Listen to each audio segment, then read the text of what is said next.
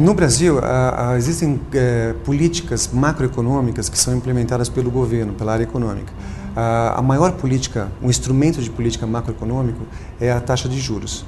Como a distribuição de renda no Brasil ela não é tão, ela é muito ruim, na verdade, né? Uma pequena parcela da população tem a maior parte dos recursos.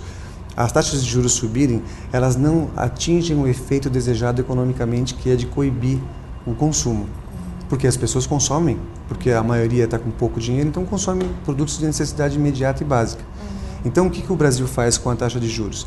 Ao aumentar a taxa de juros, ele cria uma diferença entre as moedas externas. E aí o dinheiro entra, a gente controla o câmbio, através do câmbio a gente controla a inflação. Como? Com o câmbio fortalecido a favor do real, importar fica mais barato. Então, se as empresas nacionais levantam os preços, o câmbio cai e a gente pode importar. Então, coíbe o investimento, o processo inflacionário. Então, essa é a maneira com que o Brasil conduz a economia. Por outro lado, ao importar, você exporta empregos. Então, o governo reclama que o movimento está forte. Por quê? O que acontece? Ao importar, alguém produziu fora.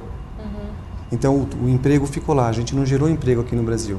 E aqui nós temos um limitador que, conforme o dólar fica baixo e nós importamos mais, nós compramos menos de empresas brasileiras. Por quê? Os exportadores brasileiros perdem competitividade no mercado internacional, porque os custos são irreais. Então ele tem uma base de custo, uma parte de lucratividade. Essa lucratividade fica comprometida quando o câmbio cai para exportar. Por outro lado, as empresas brasileiras que vendem no mercado doméstico, elas têm um custo em reais, fixo ou com variável pequeno. Quando entra produto importado, compete com a empresa nacional e gera desemprego aqui. Então, o real se valorizar demais em relação ao dólar é prejudicial à economia brasileira. Isso é uma verdade. Porém, os detalhes, nós temos várias maneiras de atacar esse evento. É isso que eu ia falar. Como que, então, o Banco Central vem fazendo algumas intervenções, né? Exato. Mas seria essa a melhor solução? Não, eu não acho que... Essa intervenção eu acho prudente e correta no tocante de coibir volatilidades extremas. Então, quedas muito fortes ou altas muito fortes também, com essas intervenções ele consegue fazer um ajuste para que mova 1%, 2%, não 5% num único dia. Então ela é muito prudente, é uma política muito bem administrada pelos oficiais do Banco Central. Porém, o nosso problema qual é? É proteger a lucratividade das empresas brasileiras. Se o câmbio cai, eu não tenho competitividade internacional.